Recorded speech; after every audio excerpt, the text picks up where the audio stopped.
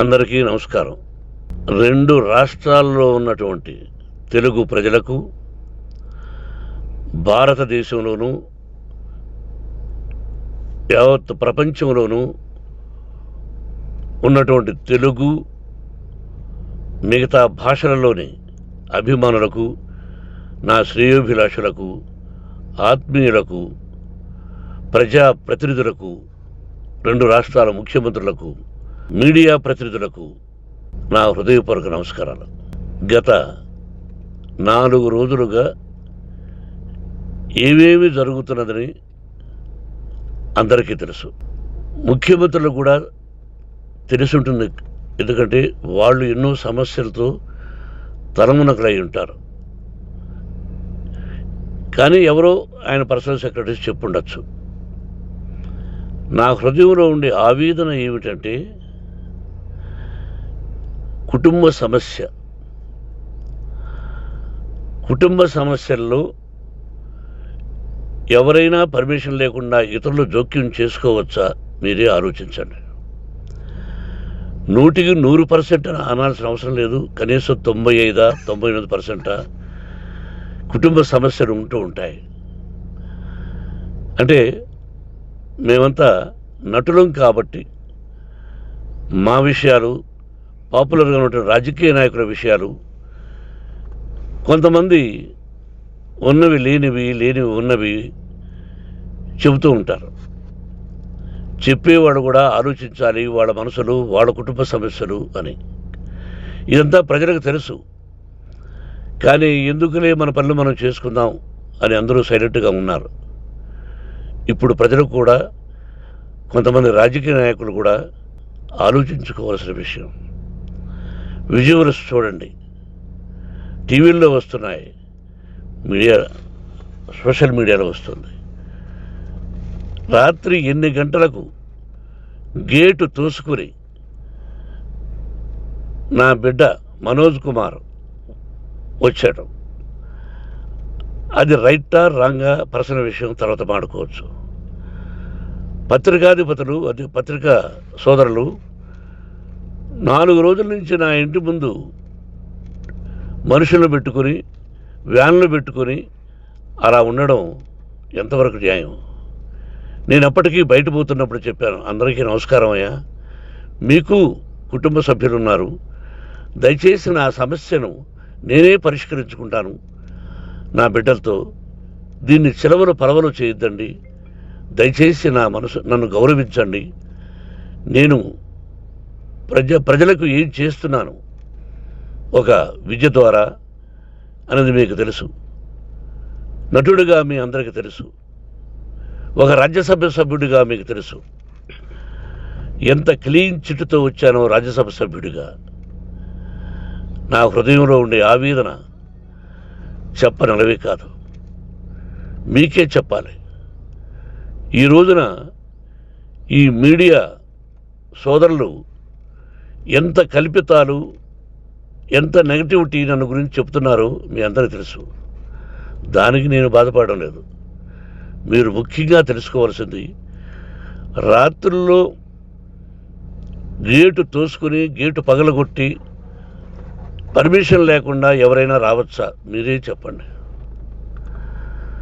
వచ్చిన వాళ్ళు అందరూ మీడియా సోదరులా, లేకపోతే ఇంకెవరైనా నా మీద పగ, రాగద్వేషాలతో ఏదో ఒక ఛానల్ చేతులు పెట్టుకుని అలా వచ్చి ఉంటారేమో సందేహం.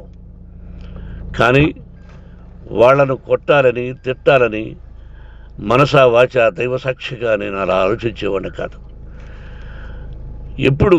ఎందుకు? వాళ్ళు ఉద్యోగస్తులు, నేను కూడా ఉద్యోగస్తునే, అందరూ కూలివాళ్ళం. భగవంతుడు ఇస్తుంటాడు మనకు కూలి. ఎవరికి ఏమిటి అనేది ఆయన నిర్ణయిస్తాడు. ఇది మీ అందరికీ తెలుసు. వాళ్లకు నేను చెప్పినా వినకుండా ముందు నమస్కారం పెట్టాను. అయినా అతను నేను కొట్టామనే చెప్తున్నారు తప్ప, మైక్ తీసుకెళ్ళి నోట్లో పెట్టాము, నా కన్ను పోవలసింది. కన్ను పోయి ఉంటే అప్పుడు నేను కేసులు పెట్టాలి. నా కన్ను పోలేదు, కొంచెం తగిలింది కంటి కింద, నేనే ఎస్కేప్ అయ్యాను. లేకపోతే నా జీవితం గుడ్డిదయ్యేది. అతనికి తల కాదు చెంప మీద తగిలిందన్నారు. ఓకే, ఆ చీకట్లో ఎలా జరిగిందన్నది వాస్తవమే. మైకు లాక్కోవడం, వాడు నన్ను కేకలేయడం, ఆ దీనిలో ఘర్షణ జరిగింది. నేను కొట్టిన దెబ్బ అతనికి తగిలింది అన్నారు. దానికి హృదయపూర్వకంగా బాధపడుతున్నా. అతను నాకు తమ్ముడే. ఒక తల్లి బిడ్డలం కాకపోయినా I love them, I like them. అటువంటిది ఈ రోజుకి బాధపడుతున్నా నేను. అయ్యో, అతని భార్య ఎంత బాధపడుతుందో, అతని పిల్లలు ఎంత బాధపడుతున్నారో అని నేను ఆలోచిస్తున్నా. మరి నేనెంత ఆవేదనకు గురి హాస్పిటల్లో అయ్యానో. నటించింది సినిమాలో నటిస్తాను తప్ప నిజ జీవితంలో నటించాల్సిన అవసరం లేదు. నాకున్నది ఒకటి ధైర్యం, సాహసం. నీతిగా, న్యాయంగా, ధర్మంగా బ్రతకాలన్నది నా ఆలోచన. ఎందుకు కొట్టాలి? గేటు బయటుండి నేనేమైనా అసభ్యకరంగా వాళ్ళని కొట్టుంటే డెఫినెట్గా నా మీద 50 కేసులు కాదు 100 కేసులు పెట్టి నన్ను అరెస్ట్ చేయొచ్చు. లేకపోతే నేనే పోలీస్ స్టేషన్కి పోయి, అయ్యా, ఆవేశంలో నా ఇంటి బయట ఉన్న వాళ్ళను కొట్టాను, నాది తప్పే అని పోలీస్ స్టేషన్కి ధైర్యంగా పెడతాను. కానీ ఇంటి లోపలికి వచ్చి నా ఏకాగ్రతను, నా మనశ్శాంతిని భగ్నం చేశాడు. ఆల్రెడీ నా బిడ్డ చేస్తున్నాడు. అయినా నీ కన్నబిడ్డ, ఎప్పటికీ నీ కన్నబిడ్డే. ఏదో ఒక రోజున న్యాయం జరుగుతుంది, మేము కూర్చొని మాట్లాడుకుంటాం. దీనికి మధ్యవర్తులు అక్కర్లే. కుటుంబ సమస్యలకు బయట వాళ్ళని పిలిపించి ఇలా చేయండి, మీరు ఇలా మాట్లాడండి అని చెప్పక్కర్లే. కట్టుబట్టలతో మద్రాసుకు వెళ్ళేవాడిని. ఆల్రెడీ మీకు చెప్పాను. పైసా లేకుండా కట్టుబట్టలతో, చెప్పులు సగం కింద అరిగిపోయి అలా వెళ్ళినవాడిని. మా తల్లిదండ్రులు అద్భుతమైన జన్మను ప్రసాదించారు. ఒక్క పైసా ఇవ్వాల. నా కష్టార్జితంతో నేను సంపాదించి ఈరోజు నేను కులమతాలకు అతీతంగా 25% ఫ్రీ ఎడ్యుకేషన్ ఇస్తూ, నా స్థాయిలో నాకు తగిన సహాయం చేసుకుంటూ, వరద బాధలు వచ్చినా, ఇంకోటి వచ్చినా, అన్నయ్య ముఖ్యమంత్రిగా ఉన్నప్పుడు కూడా ఎన్నో చేశాను. బట్ అవి మర్చిపోయి ఈరోజు కొట్టింది మాట్లాడుతున్నారు. ప్రజాప్రతినిధులారా, నా అభిమానులారా, తెలుగు ప్రజలారా, తమిళ, మలయాళం, కన్నడ అభిమానులారా, ఆలోచించండి. నేను చేసినది తప్పు, కొట్టినది తప్పు. ఏ సందర్భంలో కొట్టాల్సి వచ్చింది? మీ ఇంటికి దూరితే ఒప్పుకుంటారా? మీ ఏకాగ్రతను భగ్నం చేస్తే ఒప్పుకుంటారా? మీరే ఆలోచించండి.